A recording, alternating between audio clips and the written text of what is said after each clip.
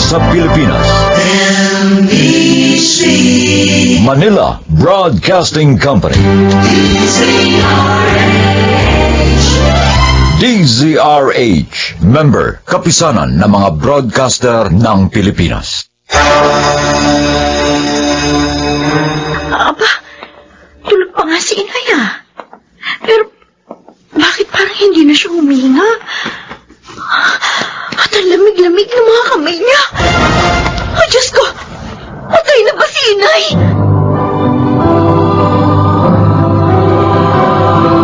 Handog ng DZRH ang dulang sa kanyang panahon. Isang mahalagang konsepto nga ba sa buhay ng tao ang kagandahang loob? Kung saan nangangahulugan din ito ng lahat ng kabutihang taglay ng isang individual. Mga kaibigan, pakinggan natin ang naging karanasan ni Berna sa ating dulang sa kanyang panahon.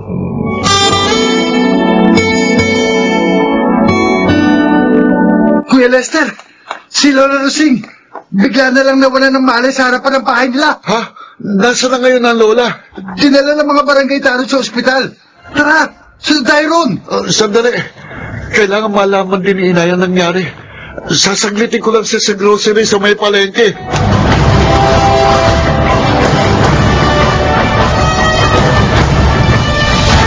Kumusta na po ang pakiramdam niyo, Nay? Saan ba ako naroroon? Bakit ba kahit saan ako tumingin kulay puti ang paligid, ha, Berna? Nandito po kayo sa ospital. Tumaas po ang presyon niyo. Mabuti na lang at may nagdaang mga tanod ng oras na yun. Kaya naitakbo agad nila kayo dito.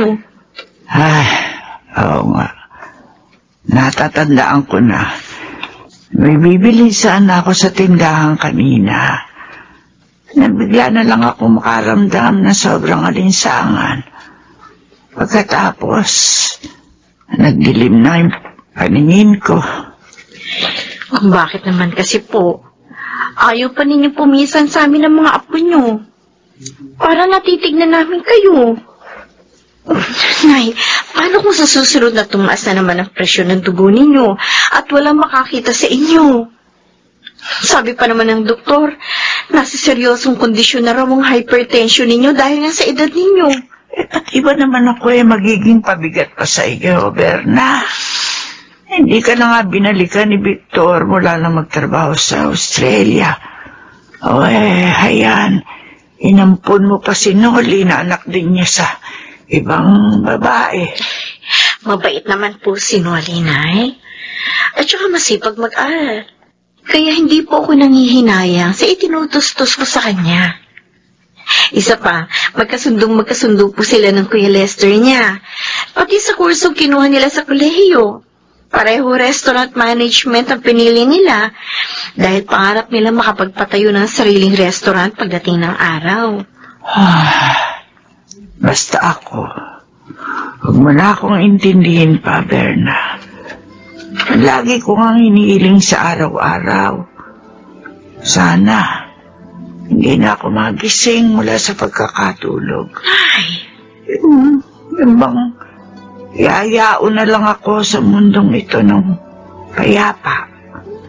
Nang hindi na ako makakaabala pa.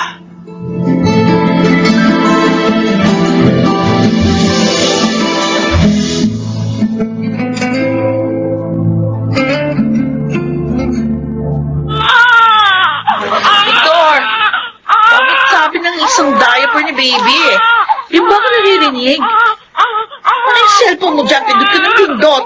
Babae na naman yung kachat mo, no? Ang kumpare kong tanod sa barangay namin ang kausap ko. Ibinalita ang tinakbo nila sa ospital ng nanay ko dahil inatake ng hypertension. Bakit ba kasi nakikipagbalita ang kapang kani-kanino? Kaya ka natutuntunan kung sino-sino. Nanay ko pinag-uusapan dito. Pati ba naman sa nanay ko, hindi ako pwede makibalita? Oo, kahit kanino. Pinutol mo na nga ang komunikasyon ko sa pamilya ko. Ngayon, pati ba naman sa magulang ko? Oo, hindi ka pwede makipag-usap kahit kanino. Kahit sino, lalo na sa asawa mo, sa mga anak mo, at kahit pa sa nanay mo nga. At lalo kung perang pag-uusapan, dahil sa amin lang ng anak mo, kulang ba yung kinikita mo bilang driver ng heavy equipment? Alam mo bang habang lumilipas ang mga araw, lalo ko lang napapatunayang ikaw ang pinakapangit na nangyari sa buhay ko rito sa Australia. Ah, ganon, ha? Talaga lang, ha? O dahil sa sinabi mong yan, lalo kong babatayan yung mga galaw mo at lalong hindi ka na po pwede makipag-communicate sa sino mang pamilya mo sa Pilipinas. Tandaan mo yan!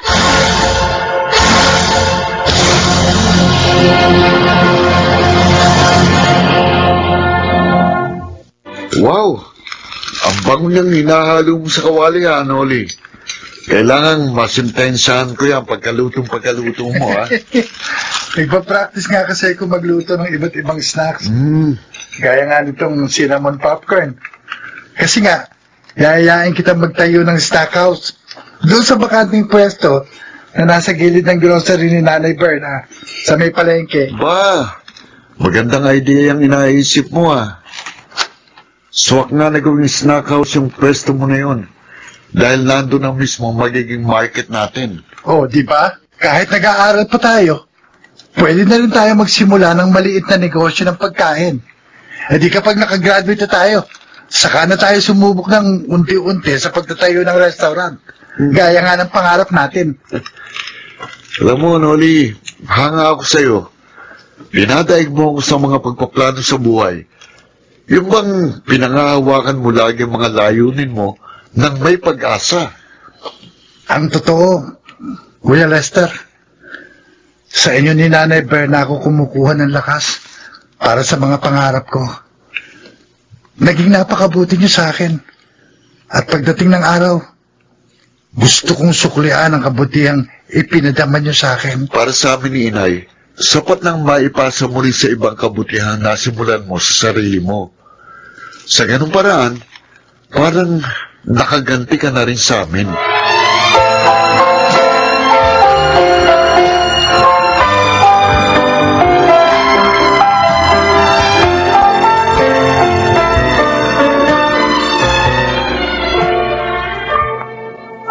Bakit kaya tanghali na? Saradong-sarado pang bahay ni Inay. Samantalang alam ko, maaga siyang gumigising. Teka nga, makapasok na nga sa loob nang malaman ko kung bakit. Tahimik ang kabuuan ng bahay. Ah, sa kwarto niya. Baka naroroon nga siya. Apa, tulog pa nga si Inay ah. Pero, bakit parang hindi na siya huminga? At ang lamig-lamig ng mga kamay niya. Oh, Diyos ko! Patay na ba si Inay?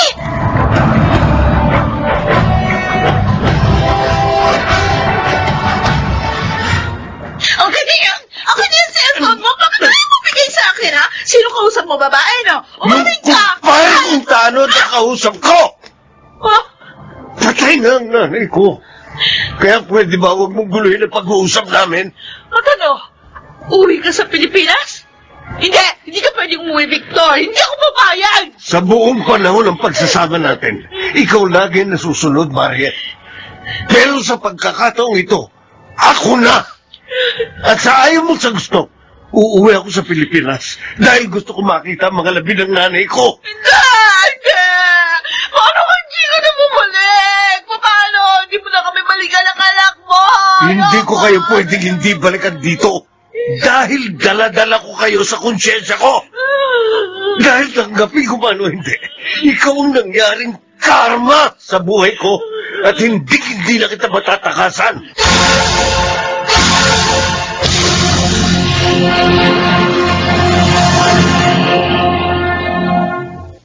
nangyari ang pinakahiling niya. Namatay siya ng payapa sa kanyang pagtulog. Napakalaki ng pagkukulang ko sa kanya. Marami akong sinayang na pagkakataon. Hindi ko man lang naibalik sa kanya ang pagpapahalagang inukol niya sa akin sa simula pa lang. Kahit kailan, Hindi nabawasan ang pagmamahal niya sa iyo, Victor. Madalas, ikaw pa rin ang laman ng kanyang mga kwento. At ni minsan, hindi ka nawala sa kanyang alaala. Pero ako, Berna, anong klase akong anak? Hindi ko man lang siya nadamayan sa mga paghihirap na dinaanan niya sa buhay. Di isa man sa mga pangako ko sa kanya na magtrabaho ako sa Australia. Wala akong natupad. Alam ko naghintay siya na naghintay. Hinintay niya ako ng hinintay.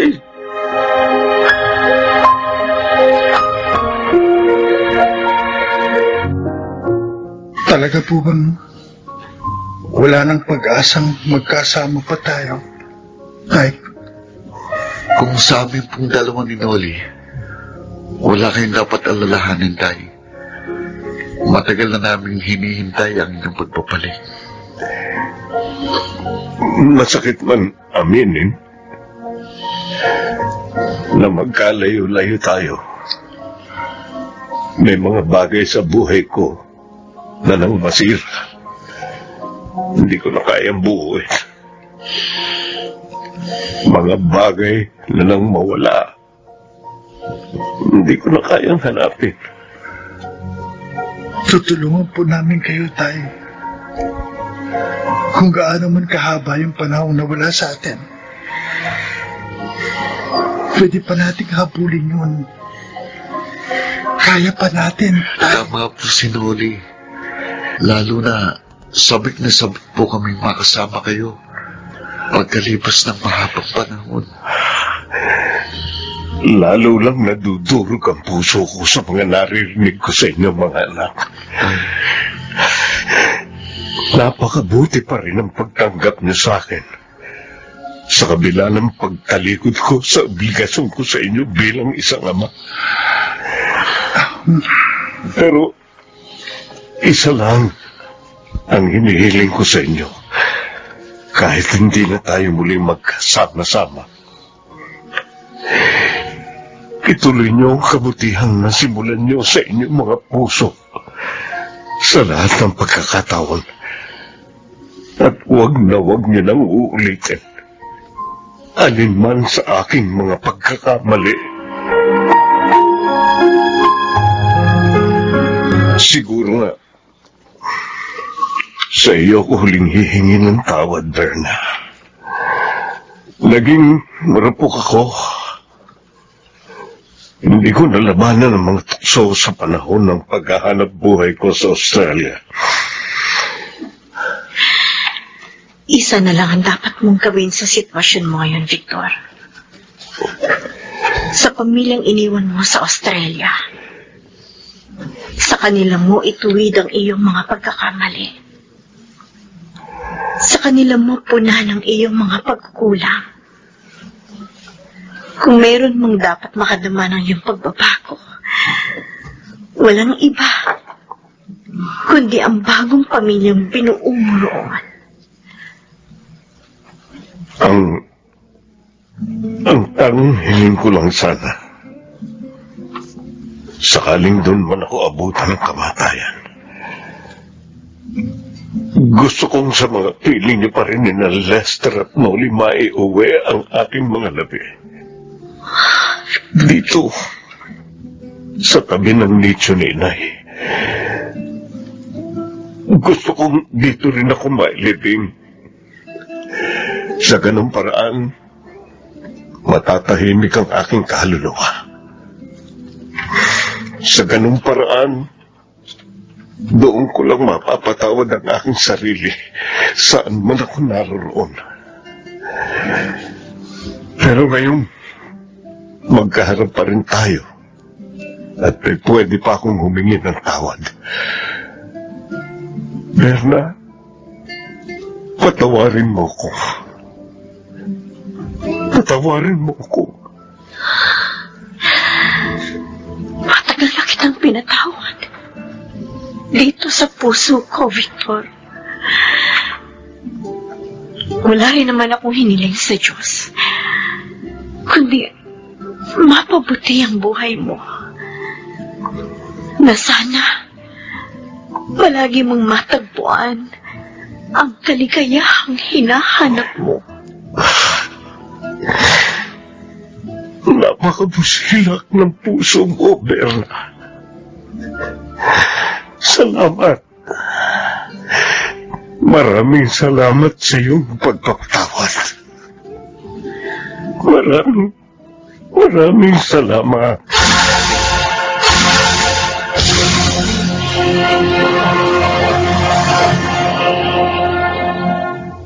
Kahanga-hanga ang pagpapadama ng kabutihang loob na walang hinihinging kapalit at hindi kayang tumbasan ng anupaman.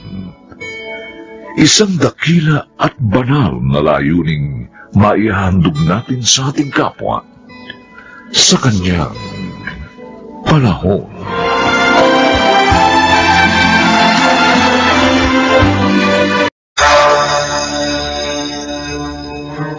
Tigil mo na nga yung pag-inom mo ng alak, Eloisa. Dahil lang sa mana, nagkakaganyan ka. Hindi basta pera yon, Nathan. Malaking halaga yon.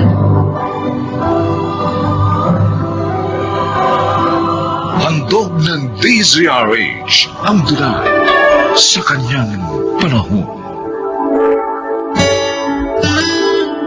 Ang kawalan ng pagkakontento at pagiging sakim ay nagiging dahilan ng maraming kaguluhan. Mga kaibigan, narito po't ating pakinggan ang naging karanasan ni Zoe sa ating dulang sa kanyang panahon.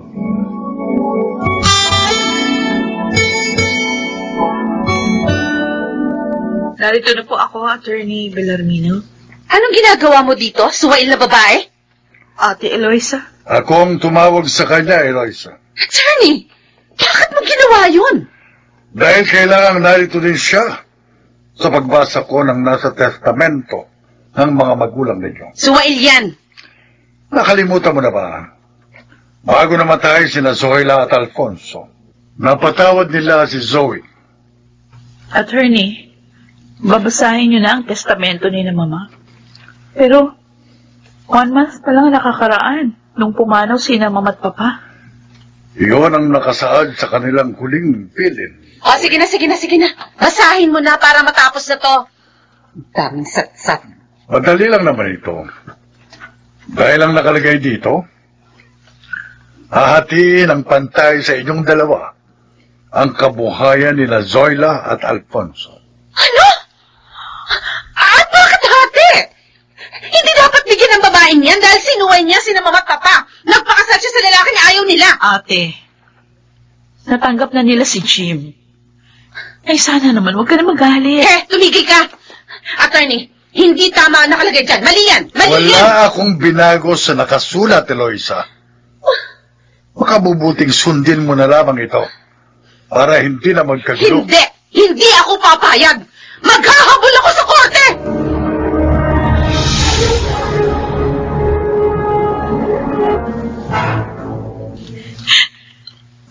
Zoe, huwag ka nang umiyak. Huwag tunang mga mata mo. Masakit yung mga sinabi ni ate sa akin kanina. Sabi niya, wala daw siyang kapatid na Suwail. Dahil sa pera kaya siya nagkakaganyan. Gusto niya siyang makalamang sa mana. Mga bata pa kami, gano'n na si ate. Gusto niya. Lagi siya lamang sa akin. Alam mo, Jim, kung pamimiliin ako, hindi bali nang wala akong mana. Basta buhay lang ang mga magulang ko. Mukhang hindi ganun ang ate mo eh. Kaya maghanda ka na lang kapag nagabul siya. Sana huwag na kumantong doon. Dahil nakakahiya sa mga tao. Dahil magkapatid kami.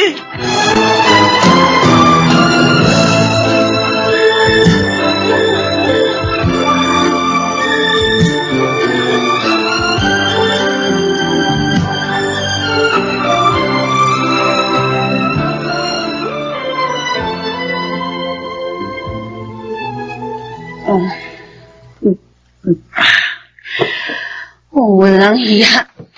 Naging kapantay ko pa. Kahit na naggalit sa kanya mga magulang namin. Iyang yun. Pwisit!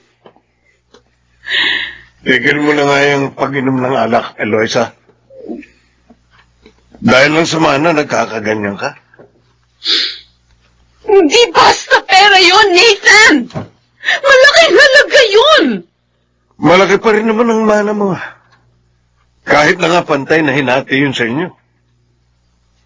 Isa pa, sina Mama ang nagbigay nitong bahay at lupa natin. Maging ang ipinuhunan mo sa business natin. Kaya parang nakalabang ka na rin kay Zoe. Wala naman siyang nakuha sa mga magulang niyo. Hindi! Dapat nga hindi siya pamanahan eh. Ano ka ba naman? Hindi maaaring gusto mo. Kahit pa ang hukuman, hindi ka ayunan. Dahil kapatid mo si Zoe.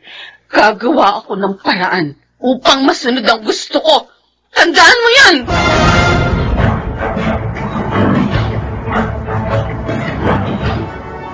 Attorney, tumawag po si ate sa akin. Pinagmumura ako sa cellphone. Ginawa niya yun? Opo.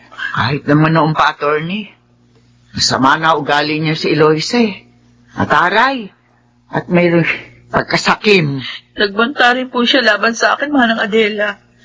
Sabi niya, hindi ko rin pakikinabangan ang mamanahin ko. Ano? Oo. Hindi siya dapat magkaganon.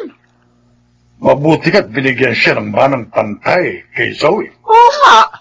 May kung tutusin, siya ang walang karapatan sa kabuhayan ni na Alfonso at Zoila. Oh, Manang Adela, ano pong ibig niyo sabihin? Sa palagay ko, dapat na nating sabihin kay Zoe ang lahat, Adela. Upang maprotektahan niya ang kanyang sarili laban kay Eloisa.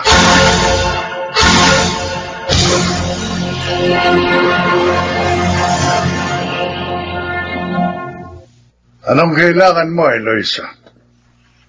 Pinuntahan mo pa ako rito sa bahay ko. Diretsahin na kita, attorney. Gusto kitang alukin. Alukin? Ano? Bibigyan kita ng 10% sa kayamanan ni na mama at papa. Gawan mo lang ng paraan na mawalan ng mana si Zoe. Baliw ka, Eloisa. Hindi ko magagawa ang gusto mo. Ano? Dapat nga pasalamat ka pa. Dahil pinamanahan ka. Kahit na nga, ampun ka lang. Hindi. Anong pinagsasabi mo? Hindi totoo yan. Nasa akin ang adoption papers mo. Ipakikita ko sa'yo kung gusto mo. Sinungaling! Sinungaling ka! Sinungaling!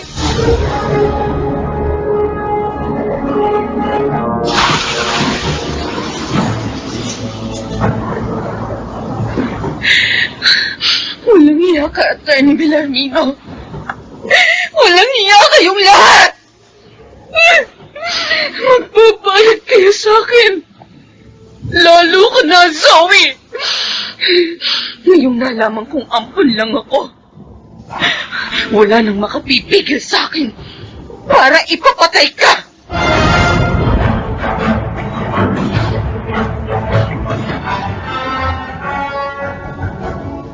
Oh, bakit tanghali na nakahiga ka pa? Sabi mo kahapon na alis ka ngayon na maaga. Lalagnat ako, Nathan. Masakit ang katawan ko. Bukas na lang ako aalis. Pareho pala tayo ng nararamdaman. Ha? Ikaw naman kasi, nagpaulang ka pa ng makalawa. May sasakyan ka naman. Mukhang nahawa yata ako sa'yo. Bukas na lang ako papasok sa opisina.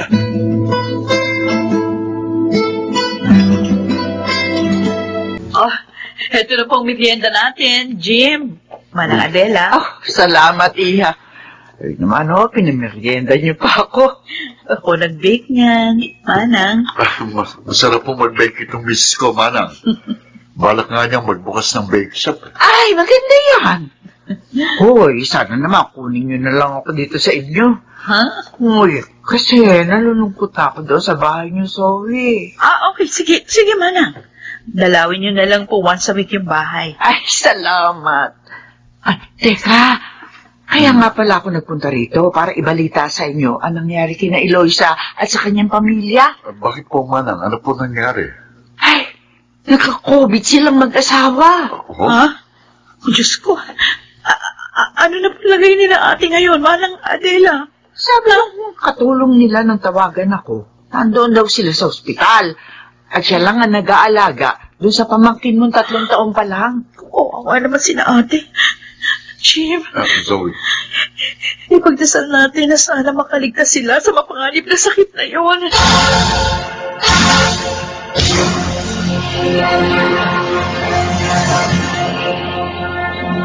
Higit 1 linggo na ako dito, sa ospital. Pero hinang-hina pa rin ako. Mabubuhay pa kaya ako? Kami ni Nathan. Kawawa naman ang aming anak kung nag-iiwan namin. Ang cellphone ko, may tumatawag. Si Zoe. Hello? Ate, pakiusap mo, papatayin ng linya. Gusto kitang makausap. Bakit? Kumusta ka na? Nakasano-sana loob mo, ate. Gagaling ka rin. Alam mo, lagi ka namin pinapanalangin ni Jim. Kahit naging masama ako sa'yo. Para sa akin, kapatid pa rin kita. At kung meron man akong gusto mangyari ngayon, yan ay ang gumaling kayo ni Kuya Nathan. At magkaayos-ayos tayo. Zoe.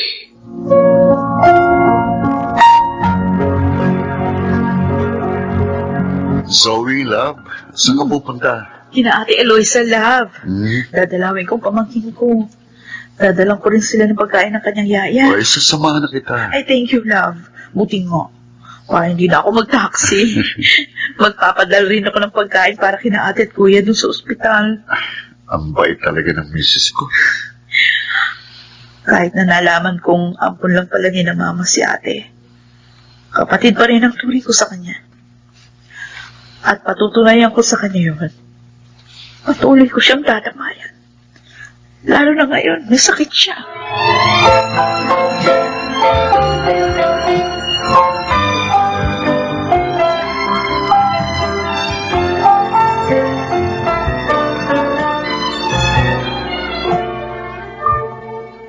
Ay, masaya ako. At ligtas na kayo sa sakit na yon, ate. Magaling na kayo. Ako man, Zoe. Salamat sa mga dalangin ninyo. Hinamit ng Diyos na paraan ang pagkakasakit ko upang magliwanag ang isip ko.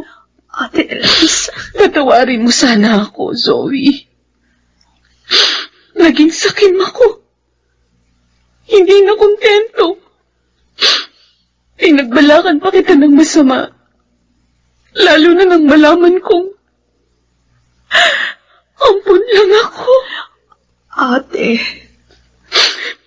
Pero salamat sa Diyos at sa iyong kabutihan. Ngayon, namulat na ako sa mga pagkakamali ko.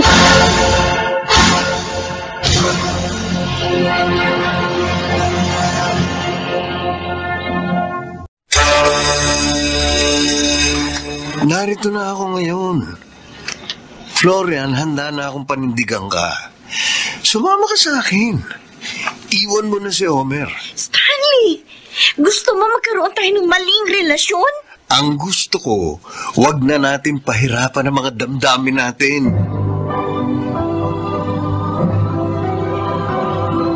Handog ng DZRH ang dulang sa kanyang panahon.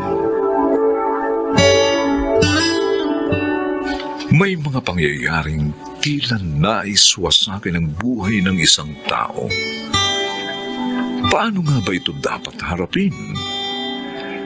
Mga kaibigan, pakinggan po natin ang naging karanasan ni Florian sa ating dulang sa kanyang panahon. Walang niya, hayop ka! Hayop ka! Hayop ka! Florian! Napakasama mo! Florian, patawarin mo ko. Nagawa ko lang ito sa labis na pagmamahal ko sa iyo. Ang sabihin mo, sakim ka! Makasarili! Alam mo, hindi kita minahal. Bakit pinagsamantalahan mo ako? Sabi mo, may bibigay ka lang sa akin dito sa inyo. Nagtiwala ako sa iyo, pero pinainom mo ko ng inumin may pampatulog. Sinira mo yung tiwala ko sa iyo! Animal ka! Florian, Animal ka talaga! Handa ko naman panagutan ng ginawa ko sa iyo. Pakasalan kita, pangako. Magiging mabuting asawa ko sa iyo.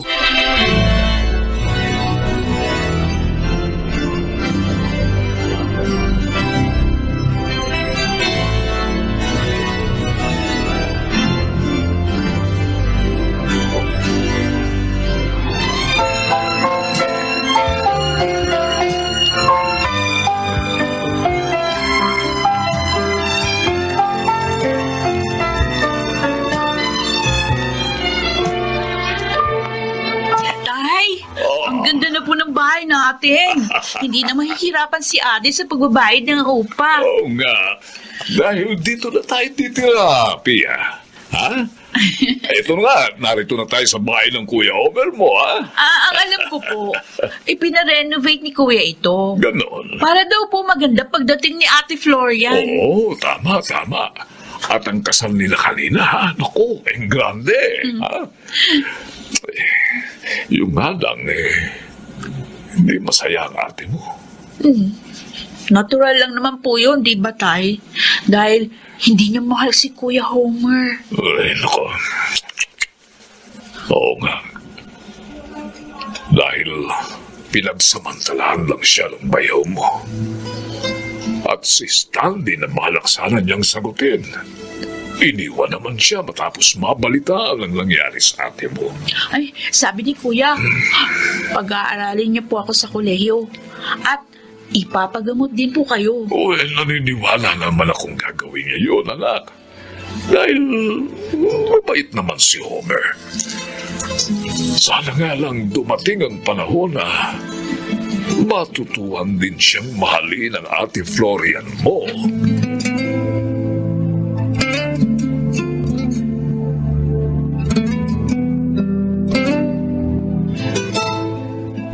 Handa ng almusal mo, Homer. Kumain ka na. Ay, salamat, mahal. O, ikaw, sabayan mo na ako. Tapos na kami ni Naitay kanina. Ganun ba? Oo nga pala. Aalis ako, ha? May titingnan kami pwesto ni Susie para sa bubuksan naming butik. Napa, ayos yan. Magagamit mong tinapos mong short course. Kikita ka pa.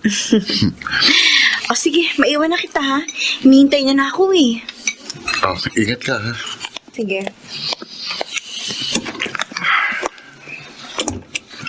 Alam kong hanggang ngayon, hindi mo pa rin ako natutuhang mahalin, Florian. Pero nagpapasalamat pa rin ako. Dahil sinisikap mong maging mabuting kabiyak sa akin. Sana dumating din ang panahon na mapatawad at mahalin mo na rin ako.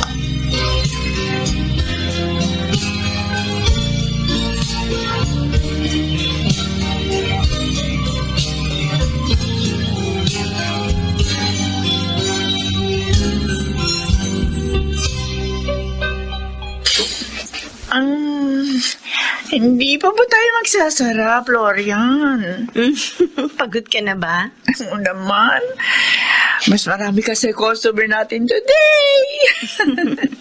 Nakatulong yung suggestion ni Homer na samahan natin ng mga accessories ang tinda nating mga damit. Nadagdagan yung mga buyers natin. Ang husay talaga sa business ang asawa mo, no? Mm-hmm. At saka all-out support siya sa atin. Kaya walang malas ang business natin. Talagang susuportahan niya ang mga gusto ko. Mahal niya ako eh. At gusto niya mapalapit sa akin. Ilan taon na rin kayong kasal, Bes, no? Bait naman si Homer. Hindi mo pa rin ba siya natututong mahalin? Hanggang ngayon ba, may feelings ka pa rin sa duwag na si Stanley? Uy, bakit mo naman siya tinawag na duwag? Paano? Bigla siya nawala. Matapos niya malamang napagsamantalahan ka ni Homer. So naisip ko, naduwag siya mapagtawanan ng mga tao. Kaya umurong siya sa panliligaw sa'yo.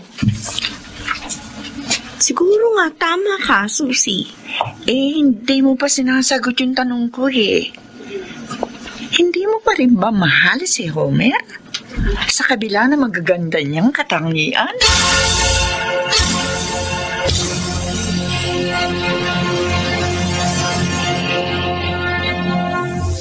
Hoy, Stanley! Susie! Ikaw nga! Kumusta ka na? Eto. Kasosyo na ako dito sa butik nito. Ang galing mo naman. Susie, dumating na ang hinintay natin malaking kliyente. Florian! Stanley? Siya ang talagang may-ari nitong butik, Stanley, si Florian.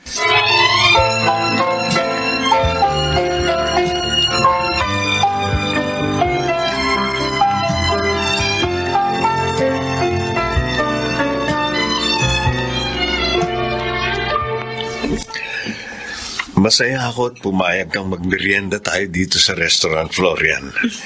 Customer ka namin. At may nadala ka pang iba pang buyer sa amin. At bukod doon, isa ka rin kaibigan. Kaya walang masama kung pagbigyan kita. Florian, I'm sorry. Huh? For what? Dahil bigla ako nawala noon. Aminin ko, natakot ako sa sasabihin ng mga tao kung itutuloy ko ang panliligaw ko sa iyo. Kaya umalis ka? Oo. Hindi ko akalain na sa ginawa kong yun, lalo pala akong mahihirapan. Stanley? Florian, mahal pa rin kita hanggang ngayon. Kamay ko. Bitiwan mo. Alalahanin mo, may asawa na ako. Pero hindi mo siya mahal. Alam ko, ako ang mahal mo. Naramdaman ko yun noon. Naghihintay ka lang ng panahon na sasagutin mo ako. Oo, mahal nga kita. At handang sagutin noon. Pero nawala ka. Narito na ako ngayon. Florian, handa na akong panindigan ka. Sumama ka sa akin. Iwan mo na si Homer. Stanley! Gusto mo magkaroon tayo ng maling relasyon? Ang gusto ko, huwag na natin pahirapan ang mga damdamin natin. I'm sorry, Stanley. Hindi ko magagawang maging masama sa isang taong naging napakabuti sa amin, ng aking pamilya. Florian. Ito na ang huli nating pagkikita.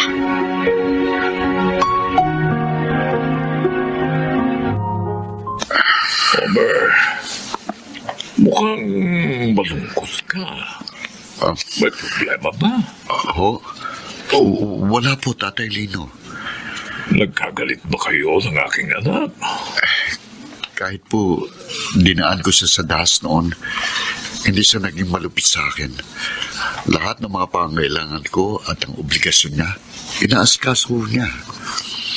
Alam mo, dahil kahit mahirap kami, pinalaki namin ng pumanaw kong asawa sina Florian na sinusunod ang mga aral ng Diyos. Kaya naman po kahit minsan, hindi kami nagkaroon ng pagtatalo ni Florian. Pero alam kong pangarap mo ang mahalin ka na rin niya. Tatay Lino, pinakamamahal ko pong inyong anak. Homer, huwag kang mawawala ng pag-asa, ha? Naniniwala ako. Darating din ang panahon na mapapansin ng aking anak ang magaganda mong katangian. Maraming salamat po, Tatay Lino. Walang may tumatawag sa cellphone. Opo. Bas, Susi, bakit kaya? Hello, Susi? Napatawag ka? Ano? Si Florian, dinala mo sa ospital? Bakit? Anong nangyari sa anak ko? Bakit siya dinala sa ospital?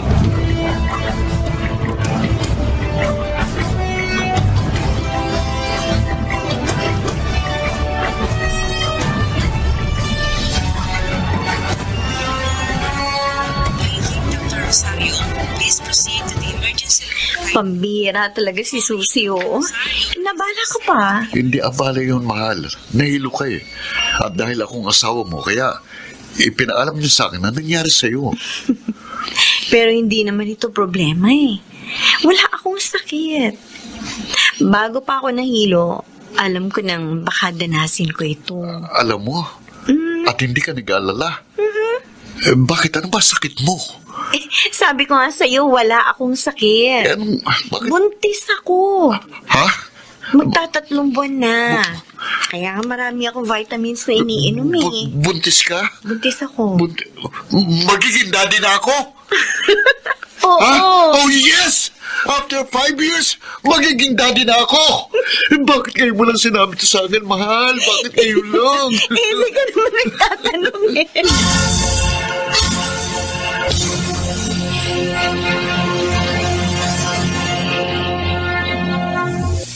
Kumusta na sa butik? Okay lang.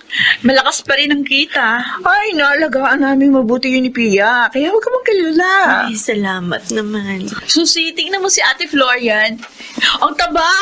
Bombong-bombo na. Ikaw ba naman ang magbuntis ng kambal na malakas kumain pag hindi ka ba naman tumaba ng gusto? What? Kambal?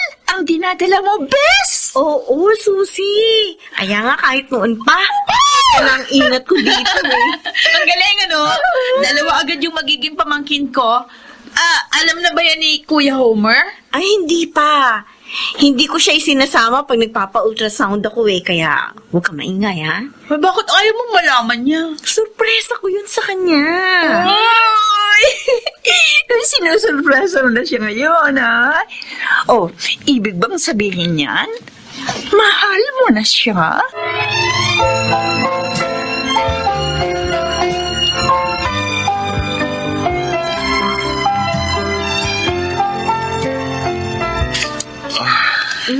Mukhang napagod ka. Oo, mahal. Ang traffic kasi. Kaya lalong humabang biyahe ko. Antok na ako. Hindi ka pwede matulog ngayon. Bakit naman? Kanina pa sumasakit ang tiyan ko eh. Ha? Hinintay nga lang kitang dumating. Malamang manganganak ka na. Kaya nga, dalhin mo na ako sa ospital. Baka mapano pa tong kambal natin. Kambal? Kambal ang isisilang mo? Ang baby natin? Oo, Homer. Bakit kayo mo lang sinabi sa akin Hindi yan, ka mahal? naman nagtatanong, ano ka ba? Kaya naisip ko, surpresahin ka na lang. Sinorpresa mo ko? Florian, ibig bang sabihin nito? Mahal mo na ako. Ha? Ari, at sumasakit na naman ang tiyan ko. Florian, yung tanong ko. Oo, mahal na kita noon pa. Talaga? Kaya nga binigyan na kita ng baby. Florian, pinaligaya mo ko ng Ay, labis. dali, tsaka mo na ako yakapin. Dali mo muna ako sa ospital.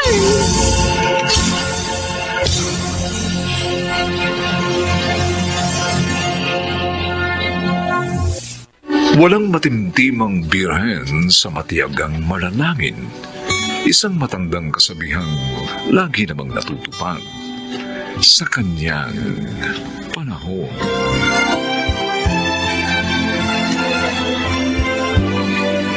Na nagsiganap, Chiquit del Carmen Amor, Phil Cruz, Rosana Villegas, Susan Robles, at Lionel Benjamin. Special sound effects, Jerry Mutia. Technical supervision, Bong Muyar at Eric Lucero. Musical scoring, Buboy Salonga. Ang kasaysayang ito ay mula sa panulat ni Telma Corporal Alcantara. At sa pinagsamang direksyon ng inyong lingkod June Martin Legaspi at Bobby Cruz. Sa kanyang panahon. Huwag ka bibitiw, anak, sa pagkakayakap sa akin, ha? Huwag na huwag. Hanggat kaya kong kumapit sa punong ito, makakaligtas tayo. Hindi ko na po talaga kaya. Ang anak ko! Jenny! Jenny!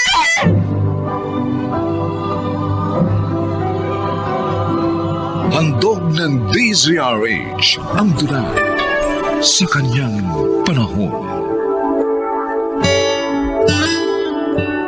Maraming masamang bunga ang dulot ng masamaring saloobin. At madalas, kapahamakan ang kinahihinatnan ng ganitong pag-uugali. Mga kaibigan, pakinggan natin ang naging karanasan ni Andrew sa ating dulang sa kanyang panahon. Andrew, teka. Bakit mo pinapasakan ng mga basahan niyang tubo ng kanal? Magbabara yan. Kaya ako nga pinapasakan ng basahan para magbara. Sandali, hindi talaga kita maintindihan Ano ka ba? Natutulog ka ba sa pansitan? Hindi mo ba nakikita? Halos tapos na ang subdivision na ito. Ibig sabihin, wala na tayong trabaho. Kailangan natin mag-isip ng diskarte kung paano tayo mabubuhay sa susunod na mga araw. Pare, hindi ko talaga makuha kung bakit binabarahan mo yung mga tubong dadalaw yan ng tubig patungo sa drainage system itong subdivision. Boy, simple lang yan Natural. Barado. Kaya hindi dadalaw yung tubig. Ang mangyayari, maghahanap sila ng gagawa para maayos ang mga tubo. Di, pagkakataon natin yun. Tayo ang gagawa. Paano ka nakakasigurong tayo nga ang gagawa? Hindi lang naman tayo mga construction worker dito na pwede nilang tawagin. Magpapaskil tayo na sa bawat poste ng subdivision. Ng mga pangalan natin, tsaka yung cellphone numbers natin. At syempre, pati yung trabaho natin tagatanggal ng bara. Pwede! Oo, ano? Isa pa, kapag nagkaroon ng kapalpakan sa subdivision nato, tiyak, yung mga engineer na namamahala sa proyekto, ang sisisihin nila. Nagtiligtas tayo.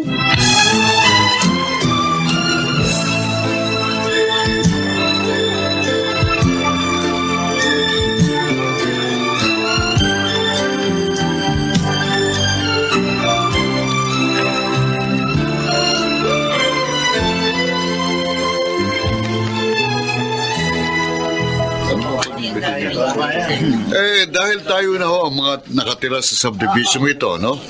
Kaya natural lang na tayo nang magsisinop dito.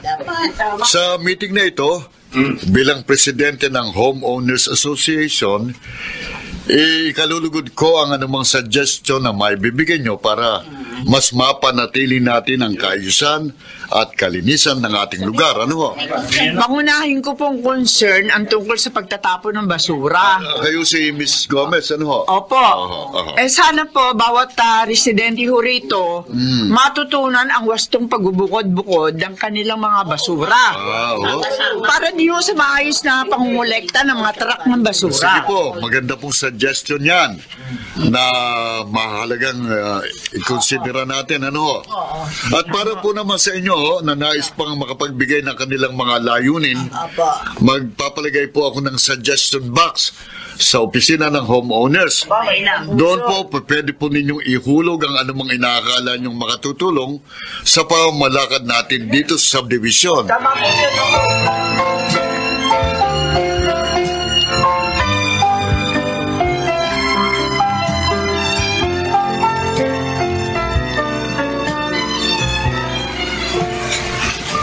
Bakit naman kasi hindi pantay-pantay na nilikha ng Diyos sa mga tao? No? Tulad na lang mga nakatira dito sa subdivision. Parang sila lang ang pinagpala. Magagandang bahay. Magagandang mga sasakyan. Lalo na kapag nakikita ko silang galing sa pamimili, boying, parang kinukurot ang puso ko sa lungkot. Naalala ko ang anak kong si Jenny na ang tanging pangarap lang makatikim ng masasarap na pagkain nakikita niya sa mga patalastas sa telebisyon.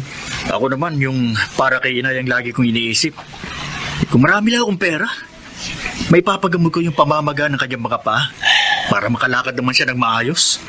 Ang buhay natin, umiikot palagi sa walang sapat na pagkain maibibigay sa pamilya. Hindi pagkakaroon ng mapupuntang ospital kapag nagkasakit. Walang kasiguruhang buhay. Buhay na walang dignidad.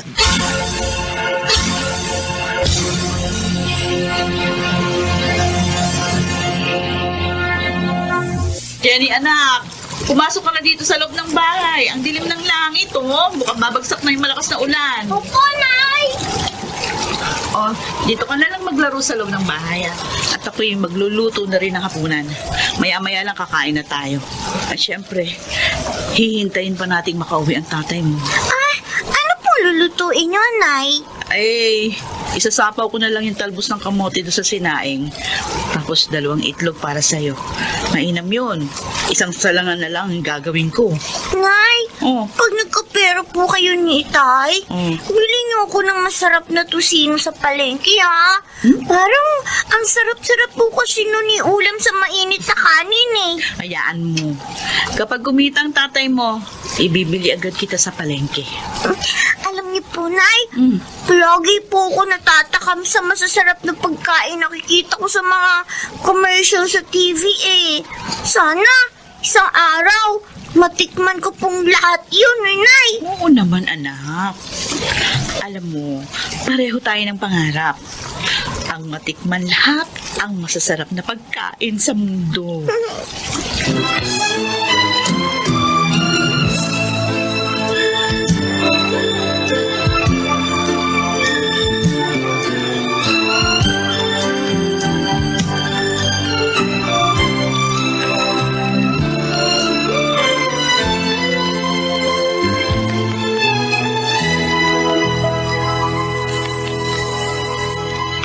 Magsipaganda po tayo mga kalugar.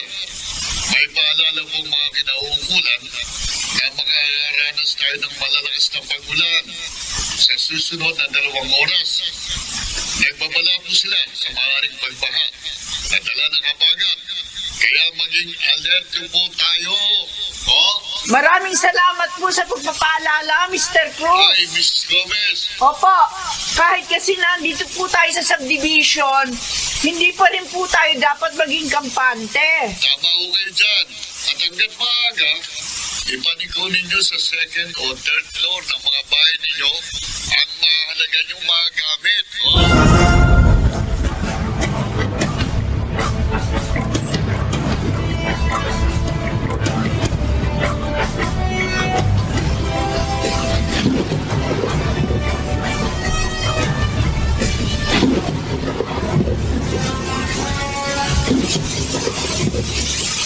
Mukhang lalo pang lalakas ang ulan na to, ah. Tingnan mo. Ang dilim ng langit. Nakakatakot pati mga pagkulog at pagkidlat. Wala naman daw bagyo. Dala lang ng habagat sa mga pag-ulan na yan. Kahit na. Hindi pa rin tayo nakakasiguro. Lalo na, sa estero tayo nakatira. Umandar na naman yung pagkabahag ng buntot mo, eh. Hindi mo naisip? Yung malakas na ulang padating, yan ang magbibigay sa atin ng trabaho. Pag bumaha sa subdivision, marami tayong tatrabahuin tubo ng kanal. Ay, naku. Paano? Hindi ba muna tayo uwi? Kasi baka lalong lumakas ang ulan. Hindi na tayo makakauwi dahil matatarp na tayo sa baha sa paligid. Alam mo na, walang kasama si inay sa bahay. Ang hirap sa'yo. Wala pang ang ulan. Takot na takot ka na, eh. Sige na, umuwi ka na. Napakaduwag mo. Kahit kailan, duwag.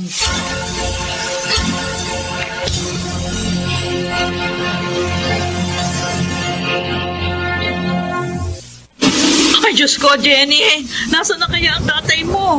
Palakas na ng palakas ang ulan. Itubig sa estero. Ayan, unti-unti na tumataas. Ang bilis ng agos. Paano tayo makakaalis dito? Wala pang tatay mo. Hindi ko naman makontak yung cellphone niya dahil biglang nawala ng signal. Ano po, Nay? Sumama na tayo sa mga taong niligas kanina papunta sa evacuation center. Hindi nga ako makapag-desisyon hanggat wala ang tatay mo. Nay! Umabot na po rin sa hig natin yung tubig sa estero. Ano na po ang gagawin natin? Sa ano man ang mangyari, ha? Kumapit ng mabuti sa akin, anak. Huwag na huwag kang bibitiw, ha? Huwag na huwag!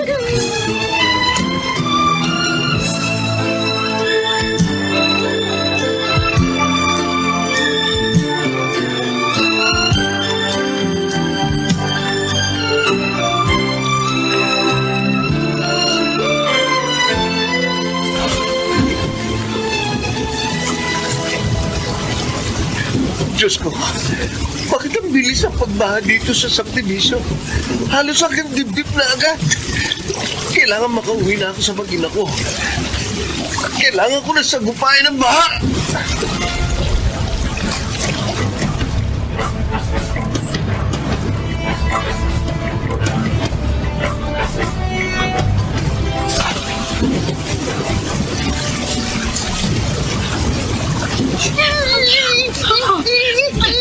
Hindi ko na po kaya, Nay! Naninigas ako sa lamig ng mga kamay ko! Ala! Huwag kang bibitiw sa pagkakayakap sa akin, ha? Huwag na huwag! Hanggat kaya kong kumabit sa punong ito, makakaligtas tayo! Nay! Hindi ko na po kaya talaga! Ah! Diyos ko! Ang anak ko! Jenny! Jenny!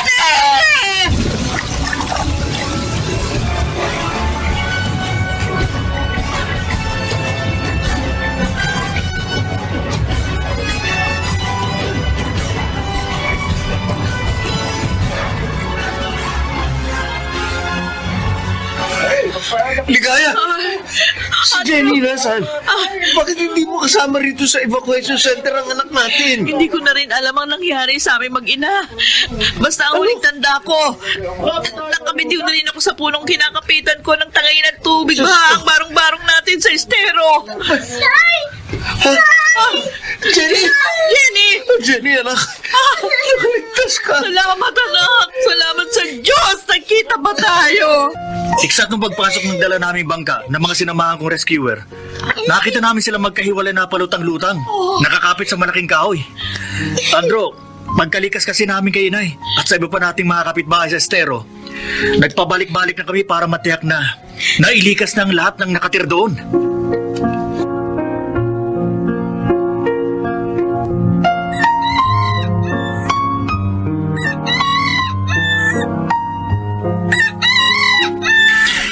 Yun nga. Ayon sa assessment ng mga engineer, hindi kinaya ng drainage system ng subdivision ng tubig baha. Kaya sa estero nagdire-diretso. Napakalaki ng kasalanan ko sa pangyayaring yun, boy. Kung namatay ang mag-ina ko, hindi ko mapapatawad ang sarili ko. Mabuti na nga lang, walang buhay na nawala. Dahil na rin sa maagang pagpapaalala ng mga kinauukulan. Tutulong ako sa pagsasaayos sa mga tubong barado sa subdivision. Makikipag-kooperasyon ako sa mga engineer. Tama. Ako rin, Andro. Sa ganung paraan man lang, mabawasan ng mga bumabagabag sa konsensya ko. Akong higit na dapat magsisi. Isang malaking aral ang ibinigay sa akin ang ginawa kong pagkakamali. Inilagay ko sa panganib ang maraming buhay ng dahil lamang sa mali kong paghangad sa pagkita ng pera. Sa ginawa ko, muntik na akong magbayad sa pamamagitan ng buhay ng mag-ina ko. Aaminin ko, muhing-muhi ako sa sarili ko.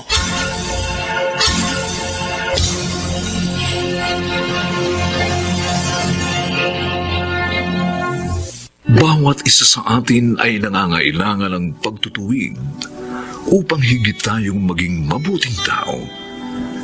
At sa bawat pagkakamali, marapat lamang ang pagtanggap sa mga iyon, kakambal ng kapakumbabaan sa kanyang panahon.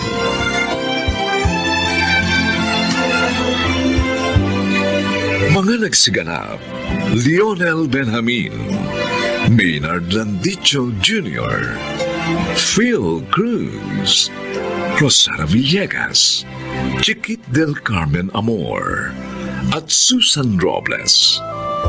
Special sound effects, Jerry Mutia. Technical supervision, Eric Lucero at Bong Muyar. Musical scoring, Buboy Salong. Ang kasaysayang ito ay mula sa panulat ni Sel Barlan at sa pinagsamang direksyon ng inyong lingkod, June Martin Legaspi at Bobby Cruz. Sa kanyang panahon.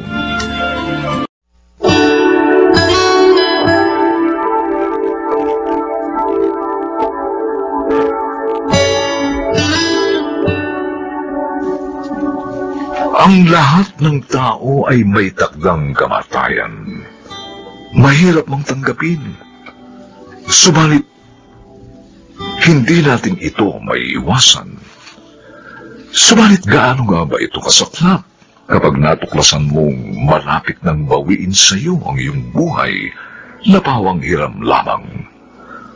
Mga kaibigan, narito't ating pakinggan ang naging karanasan ni Dante sa ating dulang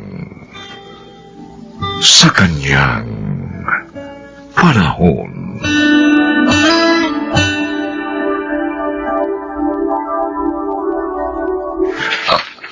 Ano, Dok? Brain cancer? Huwag naman kayo magbiro ng ganyan. Hindi ako nagbibiro. Malinaw ang resulta ng aking ginawang pagsusuri sa iyo. May malignant tumor ka sa utak at nasa critical stage na. Kung ganon na lang kahabang itatagal ng buhay ko. Well, hopefully, at sa awa ng Diyos, baka umabot ka pa ng 6 months. Kung hindi naman, mga 2 or 3 months na lang itatagal mo. Hindi ko ito matatanggap. I-verify niyo ulit, baka nagkamali lang kayo ng findings, Doc. I'm sorry, Dante. Yun talaga ang findings ko. Matagal na akong doktor at kahit kailan, hindi pa ako nagkamali. And how I wished na sana'y nagkakamali ako. Wala na po talagang remedyo. Masyadong maiksi ang 3 to 6 months. Hindi ba pwedeng mag-extend ang buhay ko kahit 1 taon? Wala na akong magagawa. Kaya tanggapin mo na lang na hanggang doon na lang ang buhay mo.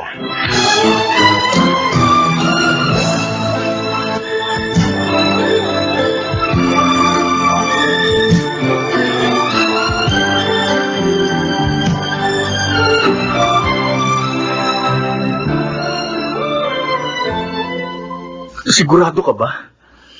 Ano kaya kung magpatingin ka sa ibang doktor para sa second opinion? Hindi na kailangan, Gardo.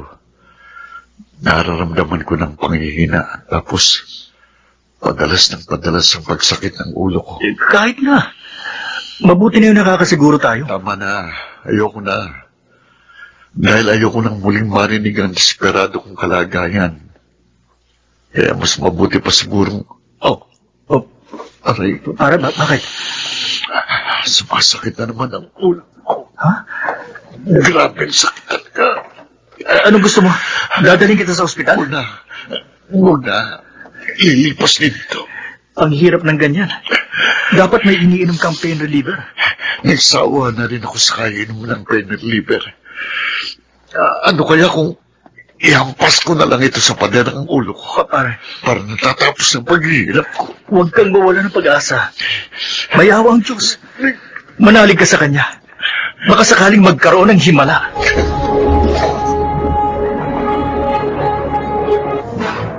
Uwi ka na ba, Marian? Sabay na ako sa'yo. Bakit, Elsa? Hindi ka ba susundin ni Dante? Masakit daw ang ulo niya eh. Na naman? Mukhang napapadala siya yata yung pagsakit ng ulo niya. O baka naman nagdadahilan lang yun. Anong ibig mo sabihin? Don't get me wrong. Pero dapat maging aware ka. Baka umiiwas na sa'yo si Dante. Bakit naman niya yung gagawin? Oo, malay ba natin kung may ginagawa na siyang milagro. Hindi mo nararamdamang nalalamig na siya. Actually, yun na nga ang nararamdaman ko. Hmm. Ayoko naman maghinala dahil malaki naman ang tiwala ko sa kanya. Aba, mahirap yung ganyan. Habang maaga pa, dapat alamin mo na kung ano talaga nangyayari sa kanya. At baka nga, may ginagawa na siyang milagro.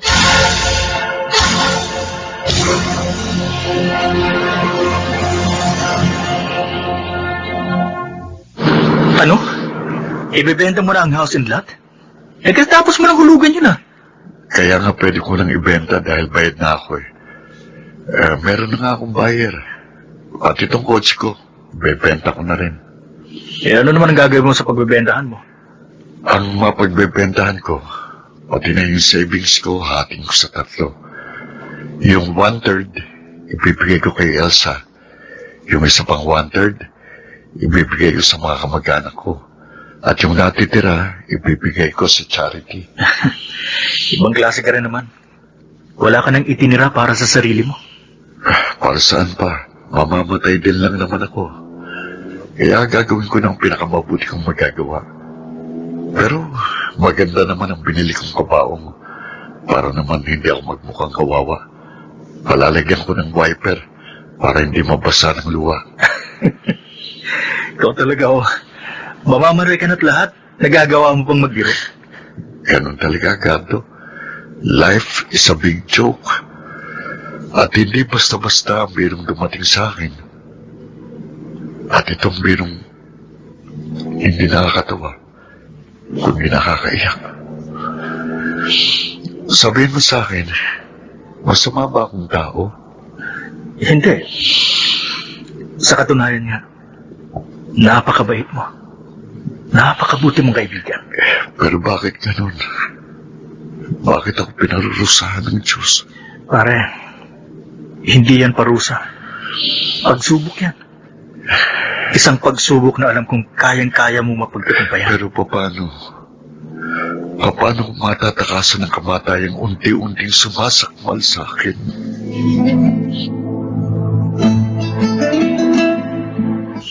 Ano ka mo? Naibenta mo na ang house and lot na natitira natin pagkatapos ng ating kasal? I'm sorry, Elsa. Kalimutan mo na ako. Dahil hindi na matutuloy ang ating kasal. Bakit? Anong problema? Don't tell me. May iba ka ng mahal. Wala. Ikaw lang mahal ko at wala ng iba. Pero bakit nga hindi matutuloy ang kasal natin? Ano bang problema? Ewan ko. Hindi ko alam kung paano kong sasabihin ito sa'yo. Pwede ba? Huwag ka na magpaligoy-ligoy pa. Sabihin mo na sa akin kung ano talagang problema mo. Hindi ko kayang sabihin. Malalaman mo rin naman yung balang araw. Basta't isa lang ang masasabi ko. Ngayon pa lang, pag-aralan mo na akong kalimutan. Pwede ba? Huwag kang ganyan. Elsa, Parang mo na rin akong pinapatay sa ginagawa mo pag nilihim. Parang awa mo na, Dante. Elsa. Sabihin mo kung ano talagang nangyayari sa iyo. I'm dying! Mamamatay na ako! Ano? Hindi. Hindi totoo yan. Nagbibiro ka lang. Yun ang totoo. May brain cancer ako. At unti-unti na akong hinihilap patungo sa hukay. Hindi. Hindi ko yan matatanggap. Hindi, Dante. Hindi ako makapapayag na mawala ka sa akin. Please, huwag mo akong iiwan. Ayoko pa rin mamatay. Pero wala na akong magagawa. Kaya tanggapin na lang natin hanggang dito na lang ang pagsasama natin. Hindi. Hindi natin dapat aksayahin ang natitirang panahon. Magpakasal na tayo sa lalong madaling panahon. Lalo lang tayong masasaktan kung gagawin natin yun. Mas mahirap magpaalam sa ganong kalagayan. Kaya ngayon pa lang magpaalam na tayo sa isa't isa. Putulin na natin ang anumang namamagitan sa atin. Hindi. Ayoko. Gusto ko na makasama sa huling sandali ng buhay mo. Ang sabi ko naman sa'yo, lalo lang tayong masasaktan. Mas mabuti na nasasaktan tayo magkasama kaysa maghiwalay tayo. Mas masakit siya. Magkakahiwalay din tayo, kaya pwede ba? Tigilan mo lang yung kahibangan. Umpisa ngayon. Tapos na sa atin ang lahat.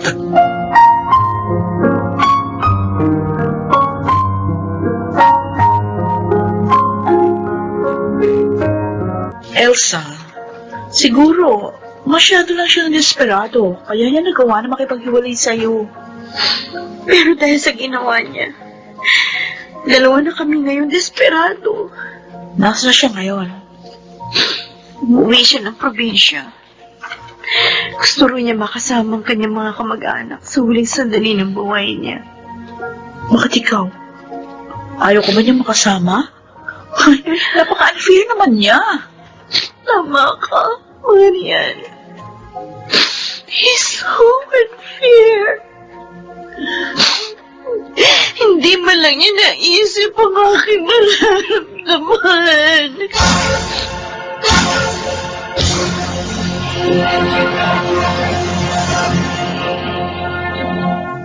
Ay, naku, salamat naman, Merlit, narito ka na. 2 linggo ka rin nawala. Alam mo bang hirap na hirap ako sa kakahanap ng pangalan ng mga pasyente natin? Ang gulo ng files natin. Dok, pasensya na po. Kailangan ko talaga umuwi ng probinsya eh. Emergency ho kasi. Marami ho ako inasikaso dun. Uy, naroon na ako. Pero sana naman inayos mo ang files natin. Nahirapan talaga ako. Ano ba ang system ang ginagawa mo? Dok, hindi ko ho alam. Basta alam ko, magulo po isip ko ng mga sandaling yun. Diyos ko naman, Ang hirap. Pwede ba ayusin mo yung file natin? Ha? Opo. Kung hindi, kukuha na ako ng ibang sekretary. Dok, sorry po. Sige po, aayusin ko na po yung files natin. Teka, may bagong pasyente, Please, come in and have a seat. Thank you. Okay. Now, what can I do for you? Dati na ba kitang pasyente? Opo, Dok. Hindi niyo ba ako natatandaan? Ako si Dante Castillo. Dante Castillo. Pamilyar ako sa pangalan yan, pero ikaw ba yun? Lagi ba yata ang itsura mo? Dok, siya nga po yun. Natatandaan ko ho siya. At may isa pa rin ho tayong pasyente na halos kapangalan niya. Si Dante Castello po yun. Sige. Akin na ang medical record nitong pasyente. Yes, Dok. Kukunin mo na po sa file natin. Bilisan mo. Opo. Eto na po, Dok. Akin na. Oh, no. There's something wrong. Ito rin yung nahagilang pong file doon para sa isang pasyente. Anong ibig yung sabihin, Dok? Hindi yung naunang nagpunta rito ang may cancer, kundi ikaw. Ikaw ang may brain cancer.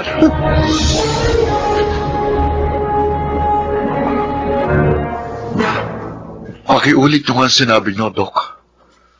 Don't tell me nagbibiro na naman kayo. Yun ang totoo. Wala kang cancer. Pasensya ka na. Magkatulog kasi yung pangalan nyo ng isa ko pang pasyente, kaya medyo nalito ako. Severe migraine lang ang sakit mo, kaya dapat matuwa ka. Ano ka mo? Dapat matuwa ako? Hindi ba ninyo alam kung anong damage ang ginawa niyo sa akin? Ibinenta ko lahat ng aking ari-arian at ipinamigay ko ang aking napagbentahan. 1 buwan akong hindi makatulog at halos mabaliw na ako sa kaiisip. Pagkatapos sasabihin niyong matuwa ako, kung ikaw kayang taningan ko ang buhay, ang sarap mong patayin.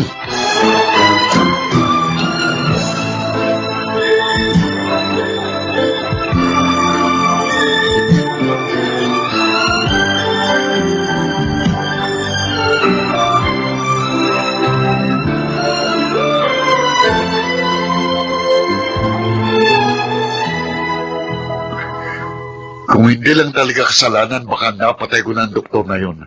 How I wish na siya na lang ang nagka-brain cancer. Hayaan mo na lang siya.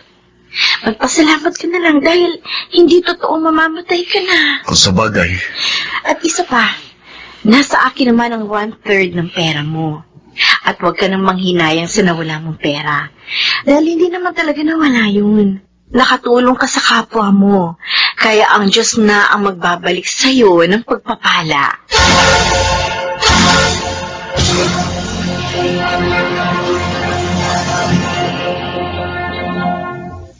May mga pangyayari talagang hindi natin alam kung dapat nga ba nating ikatuwa o isumpa.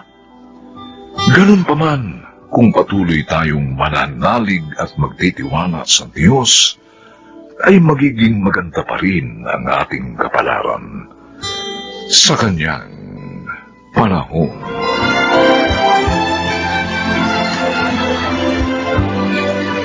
Mga nagsiganap: Phil Cruz, Chiquit del Carmen Amor, Lionel Benjamin, Susan Robles, Maynard Landicho Jr., at Rosana Villegas.